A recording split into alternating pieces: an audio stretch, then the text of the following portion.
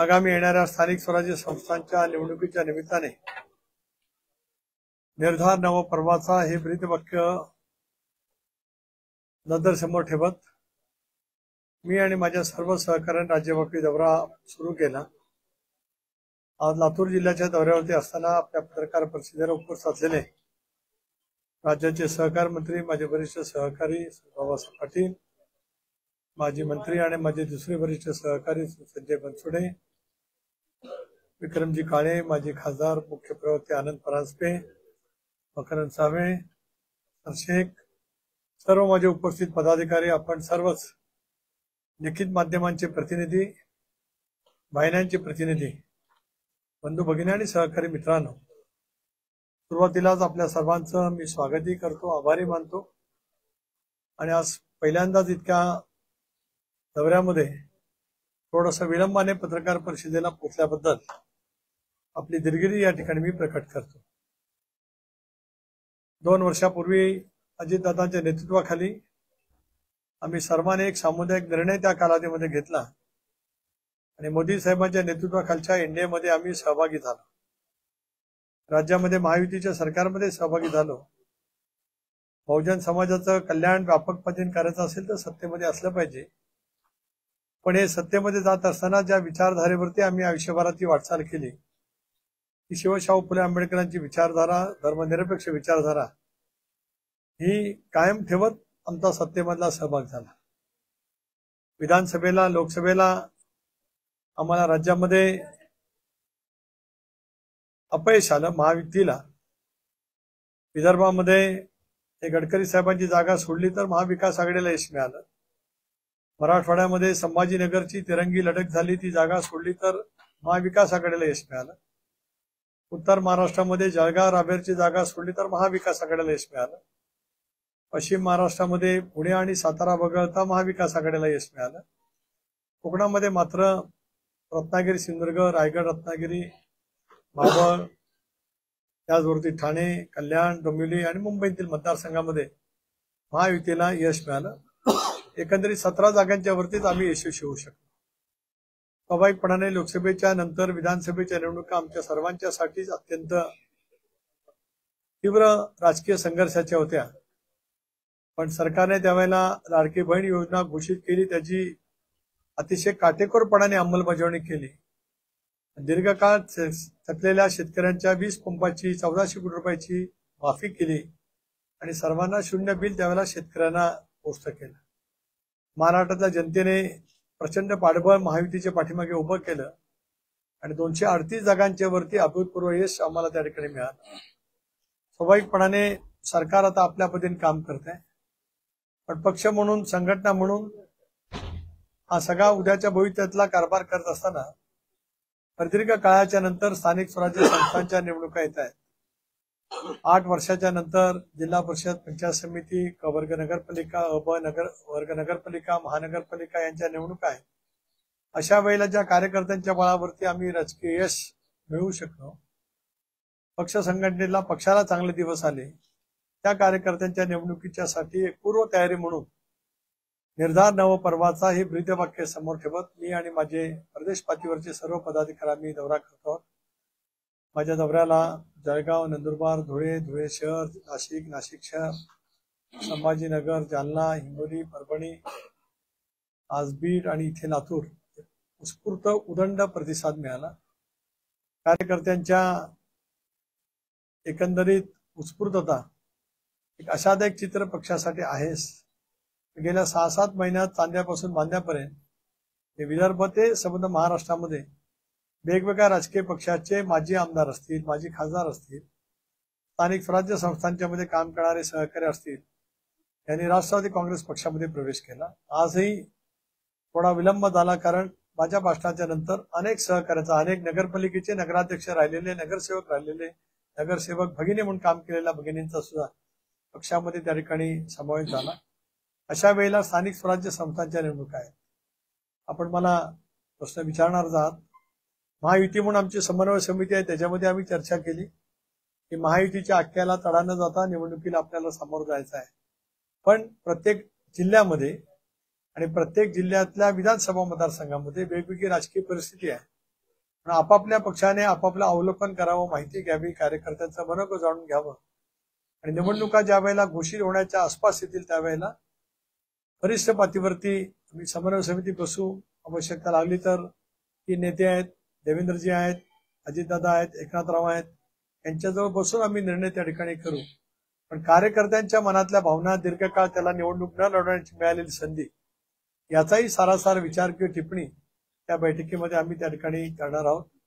संघटन वाढीचा प्रयत्न करत असतानाच आता सभासद नोंदणी असेल, त्याचबरोबर ती पदाधिकाऱ्यांच्या नियुक्ती असतील, महिला, युवक, युवती, अल्पसंख्याक, सामाजिक न्याय, इतर ओबीसी आणि पेरेंट राष्ट्रवादीच्या या सुद्धा मर्यादित वेळेमध्ये करण्याचं आम्ही त्या ठिकाणी सूचित केलेलं आहे.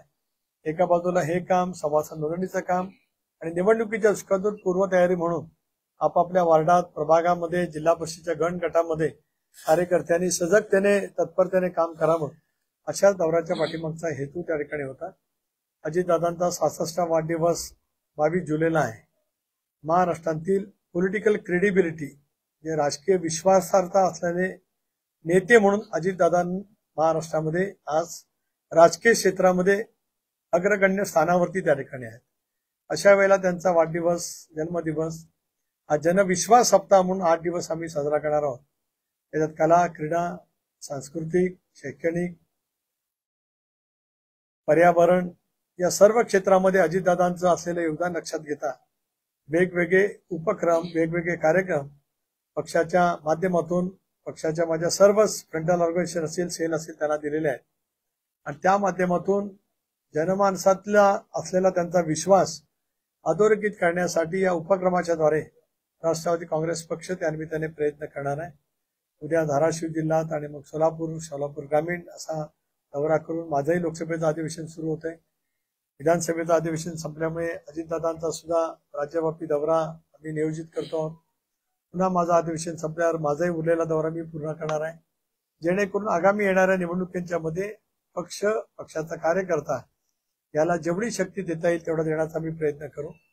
महामंडळ, शासकीय समित्या याचे वर्गीकरण करण्याचा प्रयत्न समन्वय पातळीवर, समन्वय समितीच्या पातळीवरती होत आहे. त्याचाही निर्णय लवकरात लवकर आम्ही त्या ठिकाणी घेऊ. माझ्या दौऱ्यामागचा हेतू आणि आजच्या मेळाव्याच्या नंतरचा हेतू आपल्या मार्फत इथे कळावा, या हेतूने मी आपल्यासमोर संबंध मांडणी केली, विशद केलं. आपल्याला विनंती आहे की आपण मोकळेपणाने संवाद करावा, अशी आपल्याला विनंती. पुन्हा एकदा आपल्या सर्वांचे आभार. लातूर जिल्ह्यामध्ये पेरण्या झाल्यापासून पाऊस नाही, परिस्थिती पिकाची वाईट आहे आणि आमच्याकडचे शेतकरी आता अक्षरशः गेम खेळत आहेत. कालच गेम खेळत असताना 12 शेतकऱ्यांना किंवा 12 व्यक्तींना अटक केलेली आहे. काय करायचं शेतकऱ्यांनी आता? कृषी मंत्री काय करतात आणि मग गेम खेळायचा आहे का?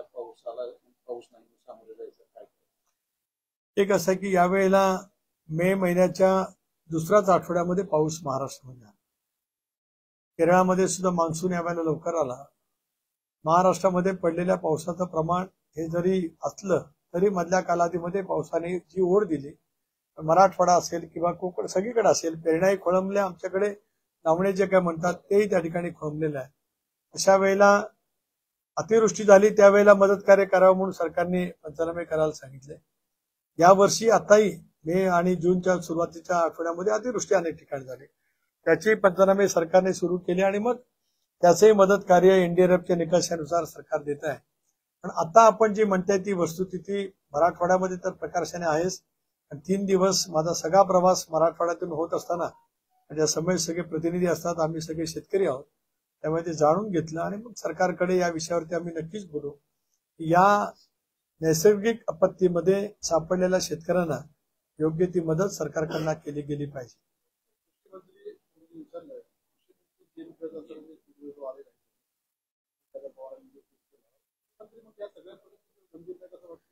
कृषी मंत्री गंभीर जरूर आहेत. ते जे काही गेम खेळतानाचा व्हिडिओ प्रसिद्ध झालाय त्याच्याबद्दलचा खुलासा त्यांनी नक्कीच केलेला आहे. तर प्रदेशाध्यक्ष म्हणून मी नक्की त्यांच्याजवळ बोलेन, कारण मीमांसा समजून घेईन. त्यांना कृषी मंत्र्यांची जबाबदारी दिली याचा अर्थ शेतकऱ्यांचं हित त्यांनी जपलंच पाहिजे. याच्यात आमच्या कोणाच्या मनामध्ये संदेह असण्याचं काही कारण नाही.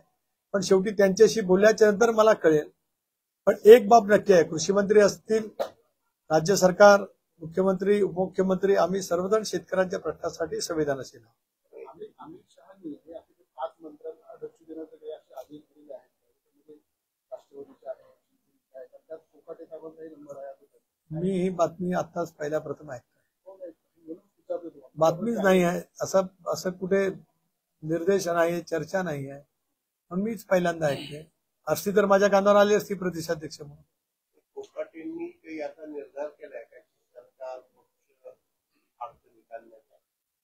खरं आहे, माणिकरावांच्याकडनं मधल्या कालावधीमध्ये 1-2 वक्तव्य झाले. त्या वक्तव्यामध्ये अजितदादांनी राष्ट्रीय अध्यक्ष म्हणून त्यांना योग्य ते समज दिली असं मी म्हणणं उचित ठरणार नाही, पण योग्य ते त्यांना सांगितलेलं आहे.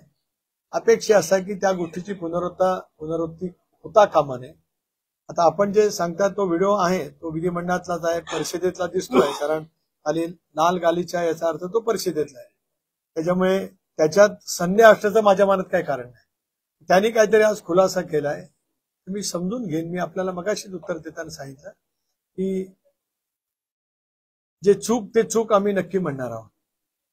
कशा पद्धतीने त्यांनी का केलं हे त्यांनी आज सांगितलं, पण शेवटी त्यांच्या जो बोलल्यावर मला अधिक कळेल. राज्याचे अर्थमंत्री दादा आहेत, बरेच पक्षप्रवेश झाले. यादी आज नाही, पण मी तुम्हाला यादी नक्कीच उद्या जिल्हाध्यक्ष शहर आणि ग्रामीणच्या मार्फत देईन. राज्याचे अर्थमंत्री दादा आहेत, पण आमच्या लातूर जिल्ह्यामध्ये बाहेर माहिती नाही. डीपीडीसीचं जे बजेट आहे ना ते रिलीज नाही, म्हणजे आणि आमदाराचं जे फंड आहे ना तोही 4-4 महिने नाही. तर मग काम कसं करायचं? मग तुम्ही स्थानिक स्वराज्य संस्थेच्या निवडणुकीला सामोरे कसं जाणार? लोकांचं कामच नाही. जिल्हा नियोजन मंडळाच्या निधीचं वाटपाचं सूत्र ठरलेलं आहे. आमदार निधी तर तो कंटिन्यू चालतच असतो. विधानसभा सदस्य, विधान परिषद सदस्यांनी आपापले स्थानिक विकास कार्यक्रमाच्या अंतर्गत प्रस्ताव जरूर जिल्हाधिकाऱ्यांकडे द्यावेत. त्यांना प्रमाण नक्की सरकारच्या माध्यमातून दिले जाईल आणि पुढच्या काही कालावधीमध्ये जिल्हा नियोजन मंडळाचं सुद्धा वाटप ठरलेल्या सूत्रानुसार 100%.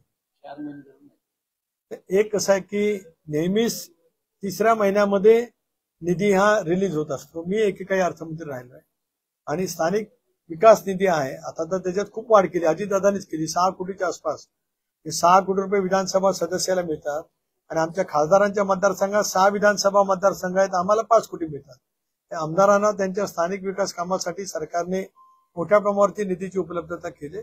आता लगेच त्यांनी काम सुरू करावे. विलिनीकरणाची चर्चा सुरू आहे आणि कालपासून शक्य आहे का विलिनीकरणाला? तुम्ही भाजपच्या शिक्षण नेतृत्वाला विचारून काल बोलला, तुमच्या पक्षाचं हे बघा, मी जे वक्तव्य केलं त्या वक्तव्याशी मी ठाम आहे. मला कोणी महाराष्ट्राचा स्वाभिमान शिकवण्याची आवश्यकता नाही. ज्या वेळेला राष्ट्रीय पातळीवरच्या पक्षाशी आपण जोडतो ते सुद्धा आम्ही कसे जोडलो.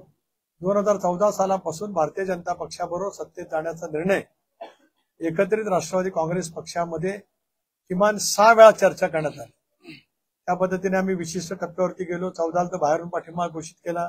मी प्रदेशाध्यक्ष होतो 14ला, प्रफुल्लभाई राष्ट्रीय सरचिटणीस होते. त्यावेळेला होऊ शकलं नाही. 16-17ला सत्तेमध्ये जाण्याचा निर्णय जवळपास झाला. अंतिम बैठकीला मी प्रदेशाध्यक्ष म्हणून गेलो. त्यावेळेला काही कारणांच्यामुळे तो निर्णय होऊ शकला नाही. 19ला सुद्धा निर्णय झालाच होता, परंतु तोही मटेरियलाइज झाला नाही. 22लाही झाला होता. आम्ही निर्णय घेतला त्यावेळेला पक्षाची भूमिका दीर्घकाळ तशीच चालत राहिली म्हणून आम्ही सामूहिक निर्णय घेतला. भारतीय जनता पक्षाने आम्ही घेतलेल्या निर्णयामध्ये आम्हाला सामील करून घेतलं. एक भाग ज्या वेळेला ते सोडून आपलं चर्चा होत असते एखाद्या पक्षाशी, हा विलिनीकरणाचा मुद्दा आहे. पक्ष आमचा वाढतोच आहे. पक्ष वाढवण्यासाठी कोणाच्या विचाराची किंवा कोणाच्या परवानगीची गरज नाही आणि त्या बाबतीमध्ये मला सल्ला देण्याची सुद्धा कोणाला आवश्यकता नाही. मी तेवढा 40 वर्ष राजकारणात असल्यामुळे मला ते समजतं पक्ष वाढवण्यासाठी नेमकं काय करावं. हा मुद्दा मला प्रश्न विचारला गेला विलिनीकरणाचा. प्रश्न मला पत्रकारांनी संभाजीनगरमध्ये विचारला विलिनीकरणाचा.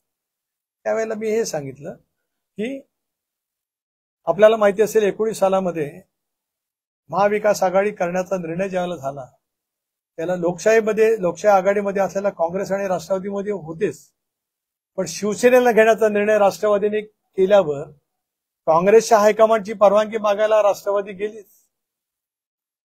काँग्रेसच्या हायकमांडची परवानगी मागायला मी पुन्हा आपल्या मार्फत एन्ड्रॉस करतोय, आधी अधोरेखित करतोय. I am the witness of that. मी त्याचा साक्षीदार आहे. काँग्रेस हायकमांडला विचारण्यासाठी आम्ही गेलोच, कारण शिवसेनेला सोबत घ्यायचं की नाही. एवढंच नव्हे तर किमान समान कार्यक्रम काय करावा, त्याच्यासाठी 2 तास एक पानाचा किमान समान कार्यक्रम करताना रस्व दीर्घ कॉमा, आणि एका रस्व आणि दीर्घाने सुद्धा अर्थ बदलू शकतात, ते ड्राफ्टिंग करायला आमचे 2 तास गेले. पण त्यावेळेला गेलो त्यावेळेला आमचा स्वाभिमान नव्हता, आणि आता स्वाभिमान आमचा घाण पडला असं बोललं. काही प्रवक्ते म्हणाले की घड्याळाचे काटे उलटे फिरतात. नाही, घड्याळाचे काटे त्या दिशेने फिरतायत. म्हणूनच महाराष्ट्राच्या जनतेने आम्हाला 59 जागांपैकी 41 जागांवरती निर्वाचित केलं. स्वाभाविकच आहे की उद्या विलिनीकरणाचा प्रश्न असेल किंवा आम्हाला एखाद्या नवीन पक्षाजवळ अलायन्स करायचा असेल की जो एनडीएमध्ये नाही, त्यावेळेला एनडीएचा प्रमुख पक्ष कोणता? भारतीय जनता पक्ष. युपीएचा प्रमुख पक्ष कोण होता? तर काँग्रेस. जरी काँग्रेसला 10 वर्षे विरोधी पक्ष नेतेपद मिळालं नाही, तर देशव्यापी पक्ष असल्यामुळे काँग्रेस युपीए मधला प्रमुख पक्ष असल्यामुळे महाविकास आघाडी किंवा शिवसेनेला पक्षात घेताना आम्ही विचारायला गेलो. तसं यावेळेला विचारणं म्हणजे काय चूक आहे? राजकीय सिद्धांतानुसार ते योग्यच आहे, आणि तसा प्रश्न आला तर भारतीय जनता पक्षाच्या केंद्रीय नेतृत्वाशी आम्ही चर्चा नक्कीच करू, आणि मग पुढचा निर्णय. आधी तो प्रश्नच येत नाही. मी कालही सांगितलं की दूर दूर दिसत नाही. काल मी म्हटलं माझा आपण बघा तो व्हिडिओ, दूर दूर दिसत नाही. पण पत्रकार वारंवार त्याची चर्चा करतात, सूत्राचे हवाला देतात. ते काय मी आपल्याला पैकी कोणालाही दोष देत नाही. आपल्याकडे कदाचित काय माहिती मिळत असेल, त्या माहितीच्या आधारात आपण प्रश्न विचारत असाल असा मला विश्वास आहे. पण त्याला जी वस्तुस्थिती आहे ते सांगणं माझंही कर्तव्य आहे. काय कशामुळे?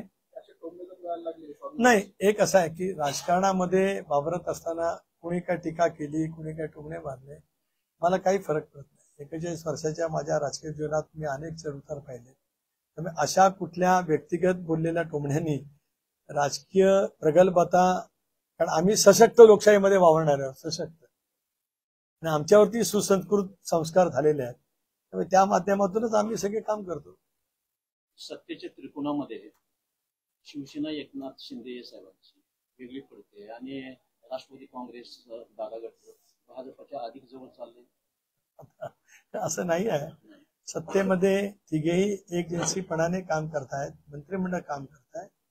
देवेंद्रजी, अजितदादा, एकनाथराव हे तिघेही नेते राजकीय प्रगल्भ आहेत. दीर्घकाळ प्रत्येकाचा प्रशासनाचा अनुभव आहे, संघटन कौशल्य आहे. त्याच्यामुळे ठीक आहे. शेवटी ज्यावेळेला 3 राजकीय पक्ष येतात किंवा 2 राजकीय पक्षांचं सुद्धा ज्यावेळेला सरकार येतं, आणि आम्ही आणि काँग्रेस होतो, त्याला काय असे काही वेळेला असे प्रश्न उद्भवले की ज्या वेळेला मतमतांतर होते, पण त्याच्यामुळे काय युतीवरती किंवा आघाडीवरती काही परिणाम झाला नाही.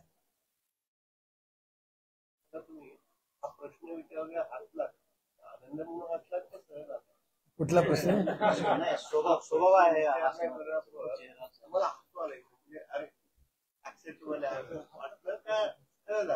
माझ्या चेहऱ्यावरच्या बारकावे तुम्ही पाहिल्याबद्दल तुमचे आभार.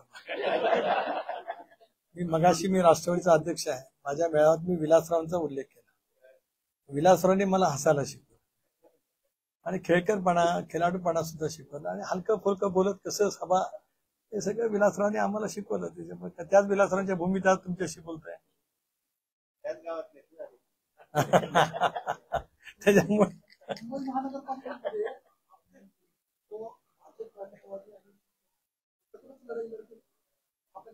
आज आम्ही ज्या वेळेला समन्वय समिती म्हणून बसतो, त्यावेळेला संबंध राज्याचा विचार करताना महापालिका आहेत, मुंबई आहे, पुणे आहे, पिंपरी चिंचवड, ठाणे, संभाजीनगर, नागपूर, अशा अनेक महानगरपालिका राज्यातल्या आहेत, आणि जिल्हा परिषदेच्या सुद्धा आहेत. त्या प्रत्येक बाबतीमध्ये महायुती म्हणून लढावं अशी प्राथमिक चर्चा आम्ही केली.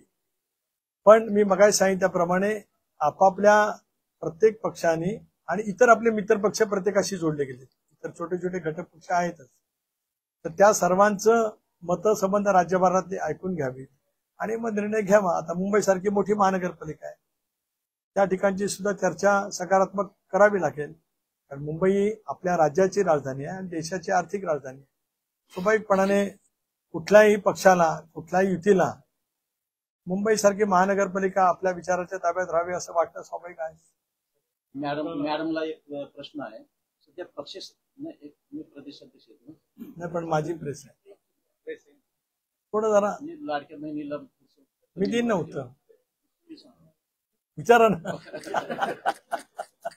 संघटनेमध्ये ना लाडकी बहीण थोडस नावडते असं कुठे आहे असं नाही. दिसतच नाही, संख्या दिसत नाही, पक्ष कार्यात दिसत नाही किंवा इतर कामामध्ये. माझ्या या सगळ्या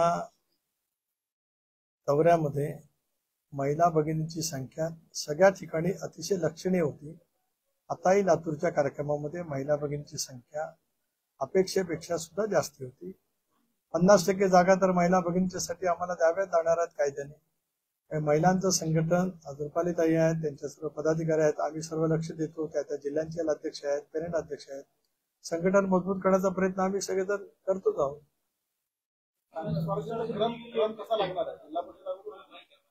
एक असं आहे की सर्वोच्च न्यायालयाने या सर्व निवडणुका 4 महिन्यात घ्यावा असा आदेश केला. एक बाब नक्की आहे की एकाच वेळेला सर्व निवडणुका का संभवत नाहीत, कारण पंचायत समिती, जिल्हा परिषद आणि नगरपालिका क वर्ग, समजा माझी रोह्याची पंचायत समिती किंवा लातूरची पंचायत समिती आहे किंवा ग्रामीण भागातली यांच्या मतदारसंघातली, तिथे पंचायत समिती, जिल्हा परिषद पण आणि नगरपालिका आहे. एकाच वेळेला निवडणुका होतील असं तांत्रिकदृष्ट्या संभवत नाही. पुढे निवडणूक आयोग निर्णय करेल. आपलं राज्यामध्ये कुरेशी समाजातून सध्या पशु जे जनावरे जे आहेत खरेदी विक्रीचा त्यांनी व्यवहार बंद केलेला आहे, बंद पुकारला आहे. आणि येणाऱ्या स्थानिक स्वराज्य संस्थेच्या माध्यमातून आपण कसं त्याला विश्वास घेणार आहे, कारण मुस्लिम समाज आपल्यासोबत आहे का?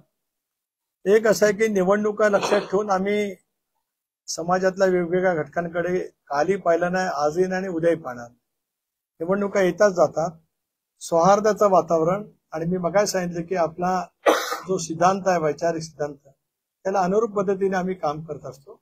आपण जो प्रश्न विचारला त्याच्या अनुषंगाने काही सहकारी मधल्या कालावधीमध्ये दादांना भेटले, एक बैठकी त्या ठिकाणी आयोजित करण्यात आली आणि मग पुढच्या कालावधीमध्ये सरकारच्या माध्यमातून त्यांचं समाधान कसं होईल, नियम काय याची सांगड घालून निर्णय केला जाईल.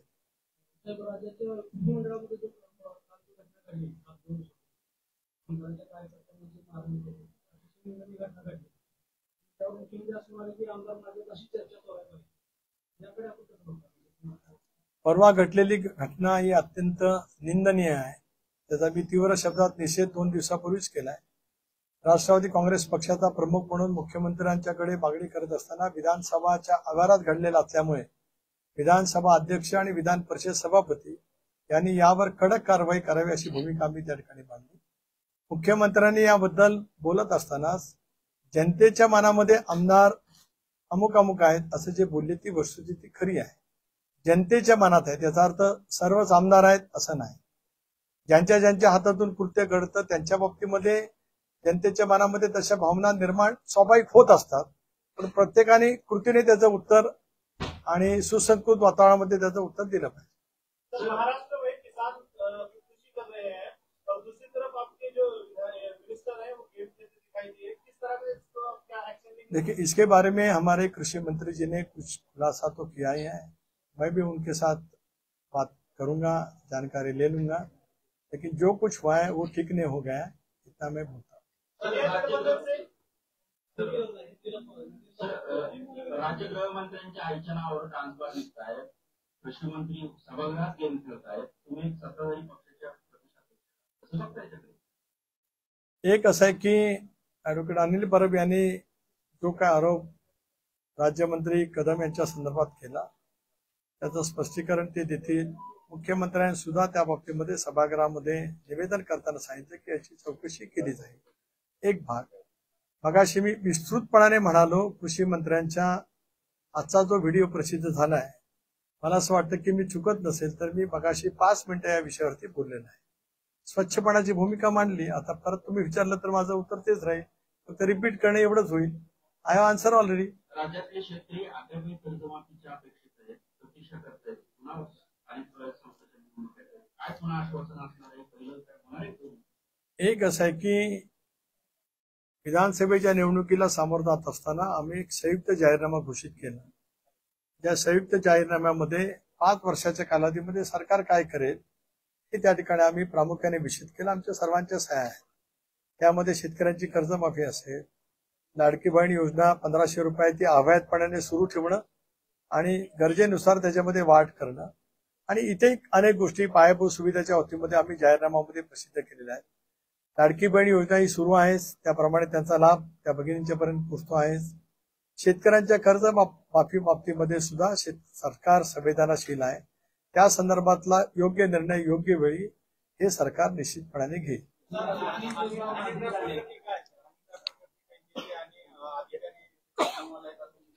काही त्याची कुठल्याही स्तरावरती जी चौकशी करायची असेल ती मुख्यमंत्र्यांनी त्या ठिकाणी करावी आणि त्याच्यामध्ये जे दोषी असतील त्याच्यावरती जे काय असेल ते पाहावं. लातूर जिल्ह्यामध्ये 30 ते 35 दिवस झालं पाऊस नाहीये. दुष्काळ जाहीर करण्याच्या काय नेमके दिवस सरकारला पाहिजे ते दिवसामध्ये लातूर जिल्हा असेल किंवा मराठवाड्याचे काही भाग बसतात का आणि बसत असतील तर सरकार उशीर करते असं वाटतं का? अनेकांना सुरुवात केली त्याला दूर असं इतर शेतकऱ्यांना दिवस जर सातत्यानं पाऊस पडला नाही तर पीक विमा संदर्भात जे अग्रिम संदर्भात आहे मात्र 30 दिवस होऊन गेले पाऊस पडत नाही. प्रशासन एक असं आहे की गेल्या काही दिवस पर्जन्यमान पाऊस झालेला नाही ही वस्तुस्थिती मी अमान्य करत नाही, पण अजिबात पाऊस झाला नाही असं मी म्हणणार नाही. एक राज्य सरकारने केंद्र सरकारने दुष्काळ किंवा अतिवृष्टी जाहीर करण्याचे काही निकष केलेले आहेत. त्या निकषाच्या आधारे सरकार नेहमीच कारवाई करत असते. मी मगाशीच आपल्या विस्तृत प्रश्नाला उत्तर देताना सांगितलं की मराठवाड्यामध्ये दुबार पेरणीचं संकट आलं तरी सुद्धा दुबार पेरणी होऊन सुद्धा आज पाऊस नसल्याच्यामुळे एक परिस्थिती निर्माण झाली की ज्याच्यात संबंध शेतकरी वर्ग चिंतित आहे. काही ठिकाणी अतिवृष्टीमुळे सुद्धा आज जायकवाडी धरण 78% भरलं. संबंध गोदावरी खोऱ्यातलं नाशकातलं पाणी आज जायकवाडीमध्ये आलं. अनेक धरणं ही भरली. पण तुम्ही सांगताय ती वस्तुस्थिती मी नाकारत नाही. आज या दौऱ्यामधला शेतकऱ्यांच्या बद्दलचा तपशील सर्वांच्याकडनं जाणून घेतल्याच्या नंतर उद्या माझा दौरा संपल्यावर मी मुख्यमंत्र्यांशी चर्चा करेन, दोन्ही उपमुख्यमंत्र्यांना सुद्धा विनंती करेन की शेतकऱ्यांच्या या प्रश्नाच्या बाबतीमध्ये सरकारने ताबडतोब पावलं उचलावी. तुम्हाला वाटते का 30 दिवसांचा जो नियम आहे त्याच्या पुढे गेलाय ना पाऊस, तुमच्या कानावरती तसे काही आलेत का? शेतकरी जर संघटनेत किंवा तुमच्या पक्षामध्ये असेल तर त्यांनी त्या पद्धतीने काही दिलंय का? एक असं आहे की सरकारने पर्जन्यमाफक दर मंडळ निहाय यंत्र बसवलेली आहेत. आपण जे सांगताय मी मगाशीच अगदी शांतपणाने सांगितलं की पाऊस 30 दिवसात पूर्ण उघाडी आहे असं मी मानत नाही. आता येताना सुद्धा थोडा रिमझिम पाऊस मला लागला. काल हिंगोलीला असताना लागला, जालनावाना निघताना लागला, संभाजीनगरमध्ये मी गेलो त्याला पाऊस पडतच होता. त्यामुळे आपल्या मताशी मी सहमत आहे. मी मगाशी तेच सांगितलं की या सगळ्याची आकडेवारी सरकारकडे आहे आणि सरकारने या संदर्भामध्ये जे निकष केले असतील त्या निकषामध्ये बसत नसेल पण अभूतपूर्व परिस्थिती निर्माण होते.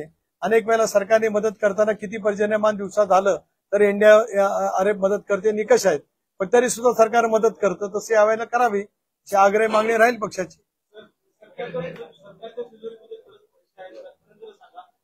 सरकारनं जी लाडकी बहीण योजना आली त्यामुळे निवडून आला असं म्हणतात. हीच योजना सरकारला पुन्हा पुरवठा करण्याकडे वाटचाल सुरू झालेली आहे. सरकारनं दवाखाने बंद केले लातूरचं जिल्हा रुग्णालय पण त्याच्यामध्ये अडकलेलं आहे. रुग्णालय सुद्धा म्हणजे जे महत्वाचं आहे ते सुद्धा विकास निधी बऱ्याच ठिकाणचा आणलाय. बरेच पैसे सरकारकडे आहेत तर सरकार उभी बनाव करून चालले. सरकार बनाव करून चाललेलं नाही. सरकार विकासाच्या धोरणावरती ठाम राहत महाराष्ट्रामध्ये पायाभूत सुविधाचं जाळं निश्चितपणे निर्माण करत आहे असा ठाम दावा आपल्या पत्रकार परिषदेमध्ये या ठिकाणी मी करतो आहे. काही योजनांचा निधी यायचा राहिला असेल तर त्याची काय कारणं असतील. आपलं सरकार देशातील आर्थिकदृष्ट्या भक्कम असलेलं सरकार आहे. एक मिनिट मी संपवतो साहेब, काय काळजी नका करू. मी सांगतो आपल्याला.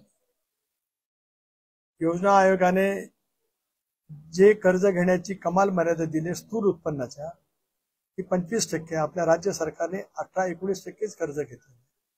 सरकार कर्जबाजारी नाही. सरकारची अनेक बाबतीतली परतफेड त्या ठिकाणी आहे. ज्या योजनांचा निधी काय राहिला असेल त्या योजनांचा निधी योग्य वेळेला नक्की त्या ठिकाणी वितरित होत असतो. बनाव करणारं सरकार नाही. प्रामाणिकपणाने संवेदना जागृत ठेवून राज्याला गतिमान आणि विकसित करणारं सरकार आहे. त्या पद्धतीने सरकारचं कामकाज सुरू आहे.